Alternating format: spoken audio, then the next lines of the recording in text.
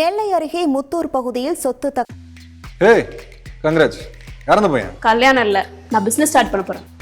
எப்படி? பாஸ் வாலா. பாஸ் வாலா, பி தி பாஸ். தகராறில் தந்தையை வெட்டி கொன்ற மகனை கைது செய்து போலீசார் விசாரணை மேற்கொண்டு வருகிறார்கள். முழு விவரங்களோடு இணைகிறார் நமது செய்தியாளர் ராமசுந்தரம். வணக்கம் ராமசுந்தரன். போலீசாரின் முதற்கட்ட விசாரணையில் என்னென்ன தகவல்கள் வெளியாகி இருக்கிறது? முழு விவரங்கள். நெல்லை மாவட்டம் சிவந்திப்பட்டி அருகே உள்ள முத்தூர் கிராமத்தைச் சேர்ந்தவர் பூலையா, இவரது மகன் கணேசன். இவர்கள் இருவருமே முத்தூர் பகுதியில தனித்தனியாக வீடு எடுத்து தங்கியிருக்கிறார்கள்.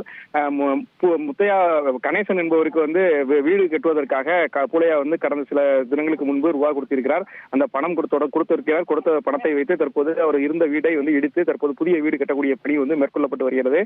இந்த நிலையில அந்த கொடுத்த பணம் காணாது என கூறி தனது தந்தை பூலையாவிடம் தொடர்ந்து பணம் கேட்டு கணேசன் தொந்தரவு செய்து வந்திருக்கிறார். ஏற்கனவே நிலம் விற்ற பணத்தை வங்கியில் வைத்திருந்ததாகவும் அந்த வங்கியில் உள்ள பணத்தை புலையை எடுத்து தற்போது வீட்டில் வைத்திருப்பதாகவும் ஒரு தகவல் கிடைத்து தொடர்ந்து அந்த பணத்தை கேட்டு கணேசன் தொந்தரவு செய்திருந்த நிலையில இன்றைய தினம் காலையில நெல்லைக்கு செல்லக்கூடிய பேருந்துக்காக காத்திருந்த போது, முத்தூர் பகுதியில் காத்திருந்த போது புலையாவை கணேசன் பணம் கேட்டு தகராறு செய்திருக்கிறார். அப்போது இருவருக்கும் இடையே கடுமையான வாக்குவாதம் ஏற்பட்டிருக்கிறது.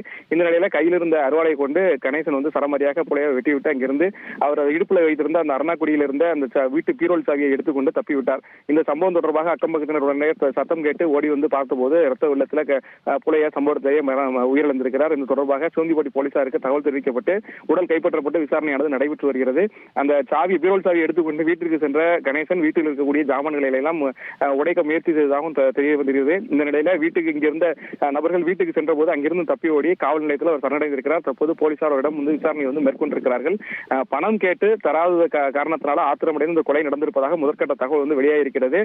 தற்போது அந்த வீடு பணம் கேட்டு கொடுக்காமல் கெட்டி பாதியிலே நிற்கக்கூடிய அந்த வீட்டின் முன்பு அவரது உறவினர்கள் 100க்கும் மேற்பட்டோர் குவிந்திருக்கிறார்கள். சிவந்திப்பட்டி போலீசாரும் அந்த பகுதியில் குவிந்திருக்கிறார்கள்.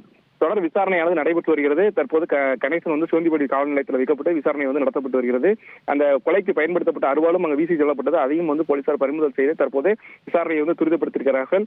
அந்த உறவினர்கள் அவரது வீடு முன்பு குவிந்திருப்பதால் ஒரு பதட்டமான சூழல் நிலவி வருகிறது. போலீசார் அங்கு பாதுகாப்பு பணியிலும் ஈடுபட்டிருக்கிறார்கள். உங்கள் முழு விவரங்களுக்கு நன்றி ராமசுந்தரம்.